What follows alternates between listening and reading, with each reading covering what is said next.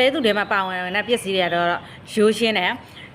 ဒါဆိုလို့ရှိရင်တော့ရှားဆောင်ပါတယ်မကြီးပါတယ်ခညက်ပါတယ်ထော်ဘက်ပါတယ်စမောင်မျိုး၅ပါးပါတယ်နှစ်ချွတ်ပြားရည်ပါတယ်နှမ်းစီပါတယ်ပေါ့နော်အဲ့ဒါကတော့သူ့ထဲမှာပါဝင်တဲ့ပစ္စည်းကိုရသည်လာဖို့ရအတွက်ဒီလိုပစ္စည်းလေးတွေစုပြီးတော့လဲကိုယ့်အိမ်မှာကိုလှုပ်လို့ရတယ်ပေါ့နော်လွယ်လွယ်ကူကူကြီးပဲဒီထဲမှာဒါရှားဆောင်ပေါ့နော်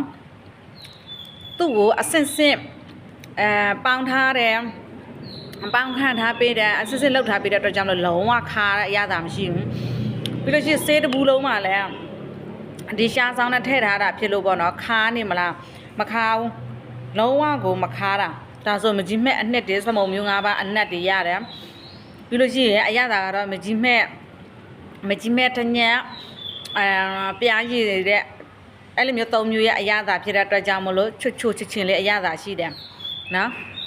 ကွာရသည်လာနဲလုံးနဲ့လာတဲ့အချိန်မှာလေတစ်ဆက်ပဲလာတယ်ညှစ်နေရတဲ့သူဆိုလို့ရှိလေဒီပလဲသူလေးကိုလေစားကြည့်အခုဆိုလို့ရှိရင်မီးရဲ့ခြံထားတဲ့သူတွေတောင်မှဒီပလဲသူစားလို့အရန်ကမှအဆင်ပြေသွားတဲ့သူရှိတယ်ပြီးလို့ရှိရင်တလရသည်အောင်သမားတွေကလည်းဒီလိုတစုံလေးစားလိုက်တာနဲ့ညနေခင်းအဆုံးအတုံးလိုက်ကြားတဲ့သူတွေရှိတယ်ဒါအရင်စားသမားတွေဆိုလို့ရှိရင်တော့အဲ့လိုမျိုးအကုန်လုံးဖြစ်ကုန်ပြီပေါ့နော်ကိုကရာဒီလာတဲ့အချိန်မှာနဲနေတဲ့တစ်ဆက်ပဲလာတဲ့သူဆိုရာဒီမလာခင်လေးမှစားပေးအဲ့ဒါဆိုရာဒီလာများမယ်အပေါက်တွေဆင်းပေးတယ်လာတိုင်းလို့အပေါက်တွေဆင်းပေးတယ်ပေါ့နော်လိုချင်တယ်ဆိုလို့ရှိရင်တော့ NS မှာမှာလို့ရတယ်